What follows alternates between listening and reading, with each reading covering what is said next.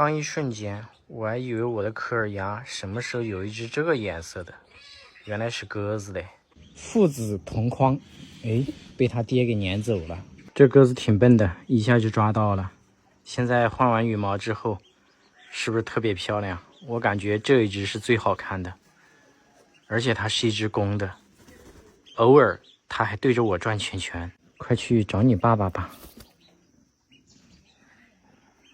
感觉有母鸽子的基因，它，哎，它是公的，而且是你儿子。池塘里面还有一只嘞，天天都蹲在这里。这里还躲了一只，这一只长得一般般吧。白头的抓一只，看一下是不是没有刚刚那一只颜色好看。差远喽。来，小伙子，学你爸爸，对着我转圈圈。这一只我觉得是最好看的，另外两只白头的一般般吧，我感觉可能现在还小，转圈圈的技能还不是很熟练，偶尔它见到我才会转圈圈。我估计再过2个月不得了了，不跟我转圈圈，我就去看你爸爸去了。再见。这小伙子现在越来越顾家了，笼门关着都不行，他总是想找他老婆，估计要孵蛋。放你进去吧。是吧？笼门一开就进笼子的，好像又下2个蛋，速度挺快的。上一窝下2个蛋，孵化出来的小鸽子1周大的时候送人了，没想到又下蛋了。来看一下，母鸽子正在孵化嘞。来让一下，现在它都和我熟了。哦，好脏哦。看一下另外一枚，这一枚干干净净的，放里面。我就看个蛋，这家伙一直在咬我。你们现在是生育的机器的。以前总是担心这公鸽子不负责任，孵化几窝之后，它现在越来越负责任了。它都不出去玩了，你给它丢出去，笼门反锁，它就在笼子周边到处转，要进去。看一下啊，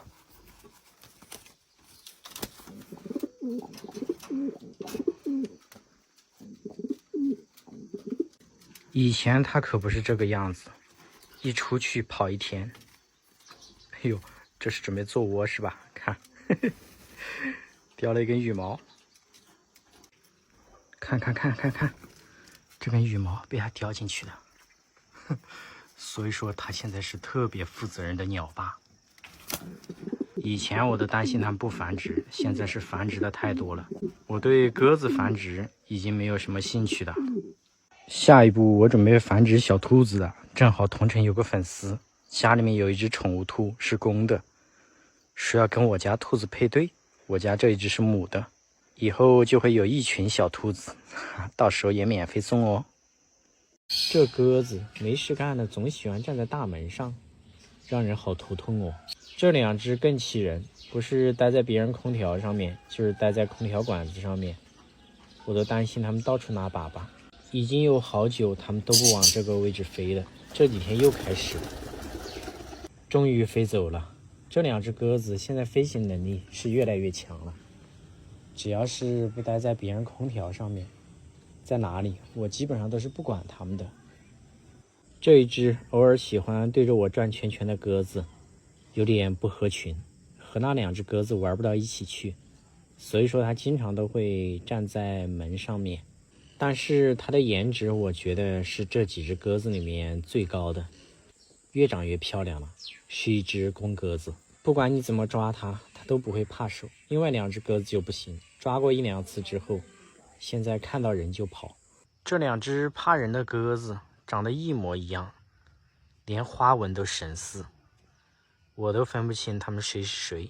它们也是一公一母，只要是我一靠近，它们就飞了。就这个家伙不怕我，怎么抓都可以。看我的手速啊，我要把它抓起来。快不快？天都要黑喽，把你关起来吧。你也不合群了，没办法。本来我要把这几只鸽子都送人的，但是别人要带回去煲汤，哎呀，舍不得啊，所以就自己养着。这一只越养越喜欢，这只就不送了。另外2只有机会还是要给他们找个好主人。进去吧，进去。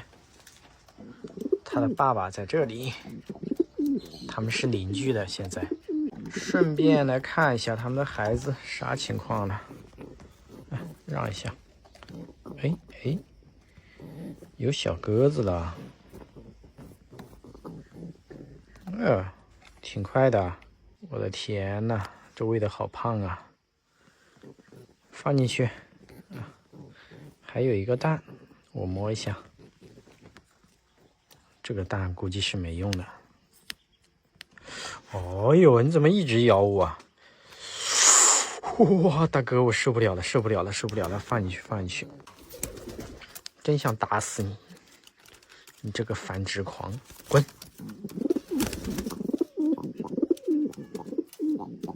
这2只鸽子也过来了。你们2个我就不管你们了啊！有机会就把你们给送人了。完了完了，这鸽子突然变成了一只粘人的狗皮膏药了，现在甩都甩不掉。同样都是鸽子，怎么它就这么优秀嘞？与众不同啊！我回家，它都要跟着飞过来找我。这2天开始，不管我走在哪里，它都会从后面追过来，就像鸭子一样。我感觉它们是不是串通好了？毕竟这2天鸭子都关着在，所以说跟踪我的任务是不是委派给这只鸽子的？所以说它现在对我是形影不离。我尝试躲起来，但是它还是追踪到我了，一下就找到了。你以为这是巧合吗？绝对不是。这不又追来了，而且他们委派追我的家伙都是公的。这只鸽子不用多说，也是一只公鸽子，颜值也是最高的，我还挺喜欢它的。其实它的2个兄弟长得也挺好看的，但是和它一对比还是差远了。但是他2兄弟和他可不一样，人家是正宗的空军，天天都在空中飞，只有他天天跟踪我。喂个小鸽子他也能跟着，从家里跟到外面来了。这只小的也是他的兄弟。这2天我发现老鸽子都没怎么给它喂饱，所以说带出来给它补充一下。这个家伙颜色还挺深的，我估计换完羽毛以后应该挺好看的。喂饱了还是给老鸽子送过去，让他们自己照顾吧。我都回家了，你还来呀？这还挺敬业的，都跟到家里面来了。这该不是准备24小时监视我的一举一动吧？我说用一下电脑，结果它就飞到电脑桌上面。理论上来讲，这鸽子应该也不亲人呐，长大之后都没管过它，半关半放吧。这还跳到我腿上来了。你的组织让你监视我，应该没有让你使用酷刑吧？这都开始在攻击我了。难道他也想玩电脑？应该没有这个智商吧？这鸽子太有意思了。要不是我们这里比较偏僻，加上活物也运输不了，这帮鸽子估计早都被我送走了。很多人问我要，实在是没办法。本地基本上都没有几个人养这些玩意儿，偶尔想要的都是想带回去杀肉吃。你说我能送吗？所以说就一直养着。没想到这鸽子还挺有意思的，这家伙。但是你说你又不拿工资，你这么敬业，跟踪我就算了，还攻击我，有必要吗？实在是忍不了了，把它抓出去丢了吧。我正式通知你，下班时间到了，明天你可以放假，也可以晚一点来上班，不要大清早的就来找我哦。去吧。等一会儿进出门的时候就把门都关起来，以防他又跟进来了。这家伙颜色淡淡的，还挺好看的。这个魔术鸽和普通的鸽子站在一起，明显就像一只迷你版的一样，太小了看起来。这一只公的还挺好看的，也到了繁殖的年龄了，带它去找母的去。母的正在菜地里面溜达嘞，刚把公的放过去，就开始在求偶了。走，我们近距离的看一下。它们求偶的方式挺有意思的吧？其实多数鸟类求偶都是靠委婉的叫声和艳丽的羽毛，所以说一般的都是公鸟的叫声比较好听，颜色也比较艳丽，因为都是公追母，所以这个自然界的进化是特别有意思的一件事情。不过这只母的目前来说，对它还没什么特别大的兴趣，追了一会儿就直接飞走了。这一只鸽子又追过来了，它这2天也特别喜欢追着这一只公的魔术鸽，上面还有一只。从昨天开始，在不影响邻居正常生活的情况下，我把这一对鸽子又放出来了。所以说它们有没有自由，还是要看它们自己的表现。这一对老鸽子也把它们放了，不过这只母鸽子只要一出去，公鸽子就会把它赶回去。这公鸽子为了下一代也是操碎了心，在有生之年多繁殖一点，以防绝后，想法非常好，我是挺支持的。我刚把老鸽子给赶走了，这2个家伙又钻进去了，他们也想繁殖，这真是捅了鸽子窝了。这里还有2个门神，还好门关着在，不然的话他们早都进家里面去了。所以说喜欢养鸽子又离我比较近的，自己过来拿吧，不要钱，不卖。可以认真养的，然后又能自己来拿的，或者附近的我可以给你送过去，提前联系我，我好把它们关起来。也不要跟我谈钱多少钱买，养这东西纯属爱好，和利益无关。这鸽子不去当间谍，我觉得太可惜了。这个窝放这里也就刚刚半个小时，它就发现了。我刚进来就发现它钻到里面去了，可真会找地方哦。今天是外面的天太冷了，是吧？现在真的是神不知鬼不觉的，找一个黑暗的房间，不是把头埋在拖鞋里面，就是找一个窝钻进去就不出来了。所以说如果哪一天它丢了，我首先就要在家里面各个能藏身的地方去排查一遍。现在它各项迷人般的操作已经超越他的老爸了，特别是他这个跟踪的水准比他爸爸都要强上不少，而且优化他爸爸咬人特别痛的缺点，这一点是非常棒的。他跟踪我永远都不会跟丢，因为他知道从什么角度去跟踪我更具有性价比，一下就找到了。要不是我担心他被人抓走煲汤，或者被猫给干掉了，我走哪儿都让他跟踪。所以说从各方面来讲，这鸽子我还挺喜欢的，准备把它一直给养着。它没啥坏毛病，但这天气玩一会儿还是要把它关起来。猛禽都找不到食物啊，现在很危险。更重要的是，这天天玩跟踪，我一点隐私都没有了，太恐怖了，想想。所以说呢，关一关放一放，它就是很安全的。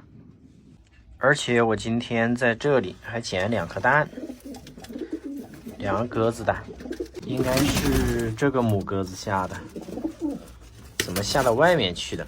给它们放到窝里面吧，我都懒得孵化了，鸽子太多了。现在你小子有出息了啊，你儿子现在跟踪技术比你还好。哎，这家伙就是咬人特别痛，他的儿子不怎么咬我，但是喜欢跟踪我，比他温柔一点。再见再见啊！离别的方式有10000种，但这个绿云嘴杯真的是太不讲武德了啊！前段时间他不是一直在换羽毛嘛，然后也在野化，最近他的羽毛终于换好了。刚我说把它带出来试一下，然后就把它放了，好歹你让我拍个视频呢。我还没拍到1秒，它就飞走了，飞对面山上去了，头都不回，就剩个笼子的，气死我了。哎，白眼狼啊！不过也祝福他，说不定明天就回来了。既然跑了一个，我就想着把这一只前段时间救助的小斑鸠给放了。这家伙之前飞到别人家里，那时候它还不会吃东西，是个小宝宝，于是给我送过来了，养到现在已经可以自力更生了。当我要放它走的时候，它在我手上站了10多分钟，一点表示都没有。我还想着这家伙是准备长期在我这里蹭饭吗？还是说对我有感情呢？但是明显不是，因为当我准备把它赶走的时候，我发现它直接坠崖了。我怀疑它的翅膀有问题。这完全飞不起来呀。经过我的反复观察和测试，我发现它的翅膀应该是断了。我检查了一下，没有明显的外伤，但是有一只翅膀一直搭着，说明是有问题的，而且飞不起来，暂时也不确定以后能不能恢复。我预计这是别人之前送过来的时候抓它的手法有问题，把它翅膀给捏断了，所以说它才飞不起来。如果真是个小残疾，那以后只能把它养起来了，放出去也会死。过一段时间再观察吧，希望能恢复，到时候还是把它放了。这玩意儿是典型的白眼狼，如果说稍微它们能自力更生，它早都飞了。本来今天还想好事成双的，没想到你不配合，还是先把它关起来吧。它还想用翅膀打我嘞，那翅膀飞都飞不起来，还想打我。这都多久没理你了？一直关着在。今天不知道它咋了，越狱的，刚刚居然在咬我，被我给拿捏了。关了这么久，我觉得怎么还长胖了，好重啊！走，带你回去找你老婆去。可能这个门没有关好，就这么一点缝，它就出来了。进去吧。刚放到笼子里面，仿佛又找到自信了。哎呀，又开始了。久了不理你，你不得了了。主要是冬季，担心它们成为这个有损的饲料，所以说就把它们一直关着在。你们看一下母鸽子在干啥？又在孵蛋，好像。天天关着也没啥事儿，可能就剩下创造下一代了。这鸽子会越来越多。换个角度去分析的话，是不是说明它们的下一代越多，有损的饲料会越来越丰富？所以说也不好说，到底是在保护它们，还是说在给有损制造更多好吃的。大兄弟，你差不多就行了啊。咬我咬的还上瘾呢，还好我现在这个手啥都不怕，尽管过来，还挺舒服的。好了好了好了啊，我来看一下你的孩子啥情况呢？好久没看了。他们已经连续生了好多窝了，每一窝都长得差不多，我都没啥期待了。哎，有小鸽子呢，掏出来看一下，2个小家伙，看样子应该是出生6、7天的。我每天只顾着给他们倒食物、倒水，都没注意过窝里的情况。千万不要咬我，你的孩子在我手上嘞。这一次也不知道能不能多继承一点母鸽子的基因。我刚刚仔细看了一下，有一只鸽子腿上还有毛嘞，和母鸽子差不多。看一下长大之后是什么样子。别说这小鸽子他们照顾的是真好，肉嘟嘟的。这不，有损又多了2次机会。小小的看一下，现在天气挺冷的，母鸽子还是给它们保温呢，赶紧放进去吧。这只公的我都很久没有和它互动了，它对我的兴趣度从来都没有减过。只要是我每次给它放食物，或者说看一下小鸽子，它就不停地咬我。冬季多关也是为了保护它们，没办法呀。刚刚也就几分钟，把我胳膊这里都咬破了。这该死的鸽子太狠了！你又来瞎凑啥热闹啊？今天没拴你是吧？自己玩。这只鸽子关在它隔壁嘞，现在好久没和它互动了，它都有点怕人了。过段时间好好培养一下啊，不然的话你都不咬我，我都不习惯了。这鸽子我觉得就不该把它给放出来，这家伙脸皮不是一般的厚啊。这不是想着过年好久没有放它出来玩了吗？结果把它放出来溜达一圈，我走哪里它跟到哪里，就差我洗澡它也跟着了。反正我用电脑的时候，它就站在电脑桌上啄我的手。本来我还想着这好久没和它互动了，和我的感情肯定生疏了，看来是我多虑的。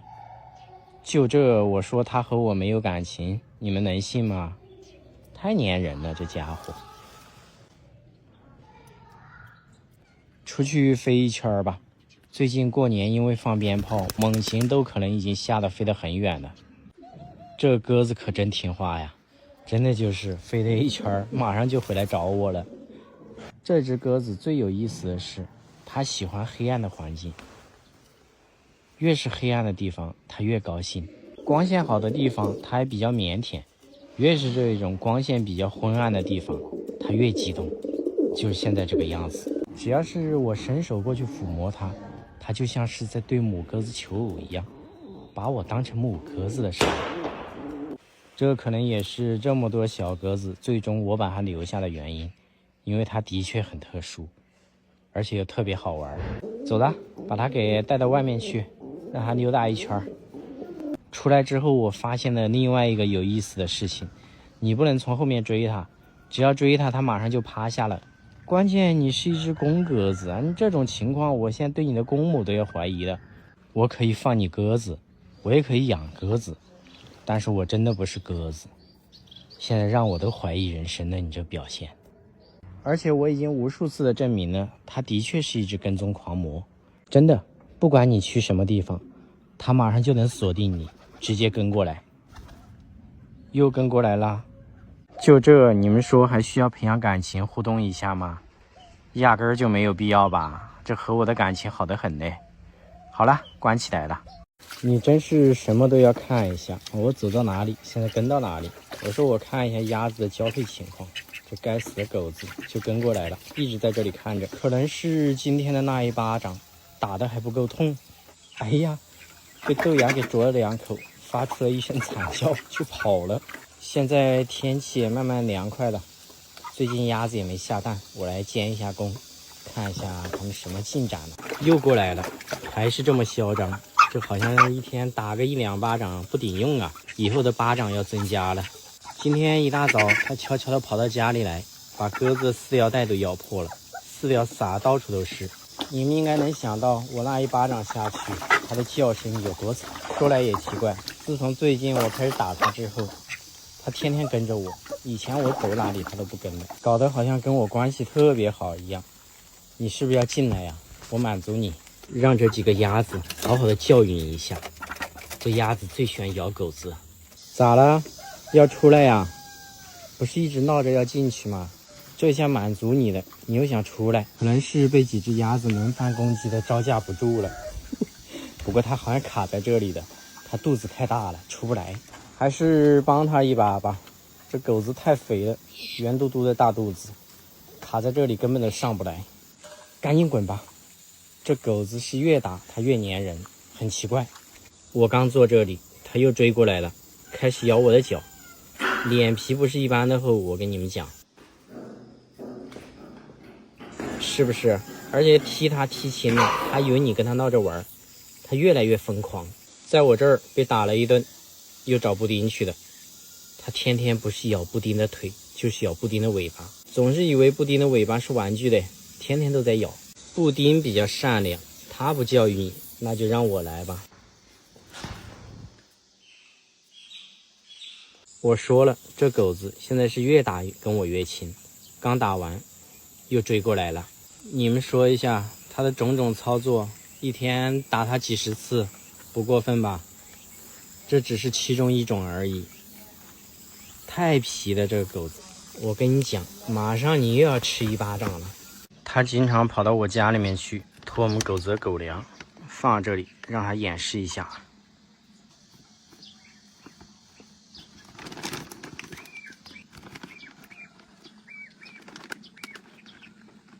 这样还是好的，有的时候它吃不到，它直接从下面咬个洞。所以说啊，它必须挨打，又在咬袋子。打不怕，越打越亲人。来，小黑，把你给封印起来。我看你还到处捣乱嘛，是不是感觉天瞬间黑了？啥都看不到在里面。看着啊，今天挨了这么多打，现在只要是我一走，他马上就追过来了。以前他从来不追我，看到我出门，他就当没看到一样。现在我走哪里，他跟到哪里。现在已经跟着我跑到山上来了。所以说，这个狗子真的是那种特别欠教育的类型。越打它，它现在对我的感情越好，又不是我养的，是不是？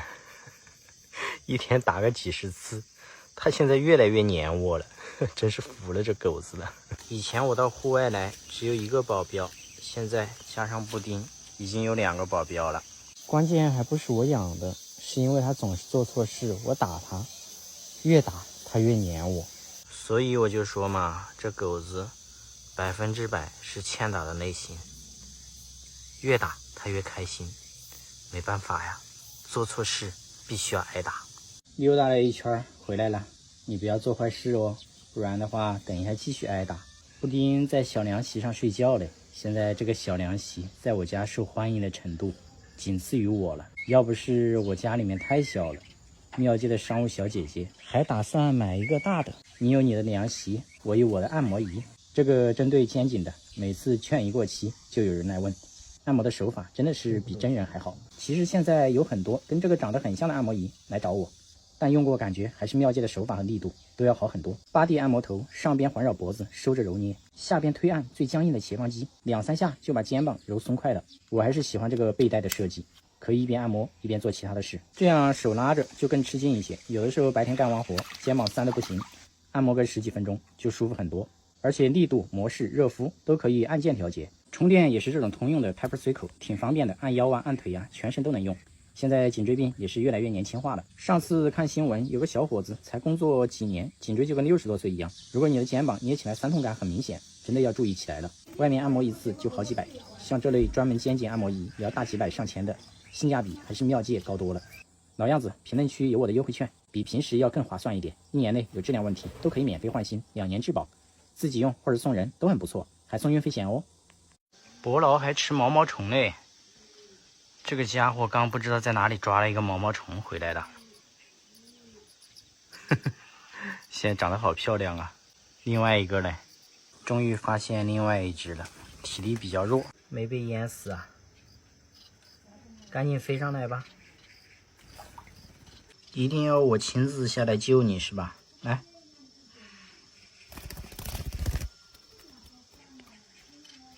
这一起捡回来的2只小家伙差距怎么这么大？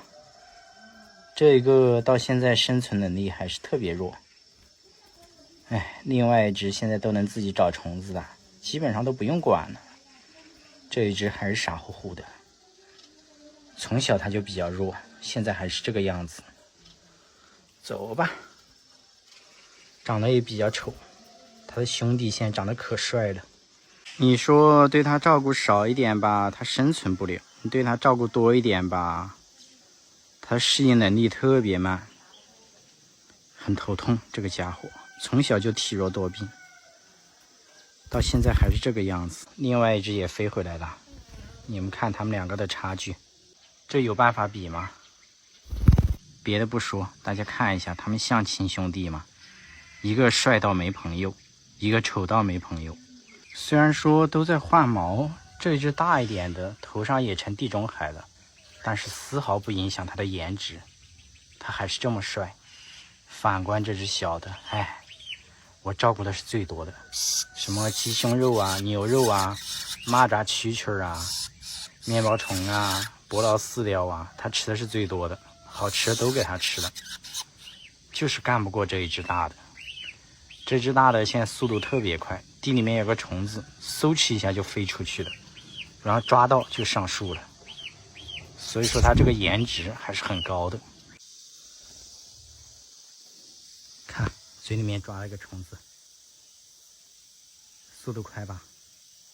它最近基本上都是这个状态，到处看，哪里有虫子就飞过去，一下就抓走了。头上还有蜘蛛网，肯定还去抓蜘蛛了的。这个捕食的速度啊，真的是特别快。又飞了，抓一个蛐蛐儿给它们吃一下。这一只大的正在这里吃面包虫干呢，这里撒这么多面包虫，所以说它们根本就饿不到，本来自己就会找食物。来，给你一个好吃的。哎，跑了！哇，它的速度真快，一下就抓到了。所以说它在户外根本就饿不到，自己抓虫子现在特别厉害。主要还是那一只小的，现在太让人操心了。吃饱了是吧？你要躺在这里休息一会儿。太帅了，除了这个有点地中海，真的是没话说了。以后我就不用操心你了，赶紧走吧，啊！他的兄弟我们还要再照顾照顾，体力比较弱，颜值差距比较大，主要也是因为一个换好毛了，一个正在换毛。换毛的时候本来就特别丑，所以说等它的体力恢复了，羽毛换好了，就可以彻底将它放生了。另外，关于小麻雀，它已经野化了。之前不是一直抢我手上的吃的嘛，后来和其他的麻雀开始偷鸭子的饲料，慢慢的开始就疏远我了。最后我也分不清哪一只是它了。大山雀还经常回来，只不过是不敢吃我手上东西，而且也挺怕人的，所以说基本上都在吧，只不过是回来的次数越来越少了。包括喜鹊，现在就差它的兄弟啦。这一只以后就不用管它了。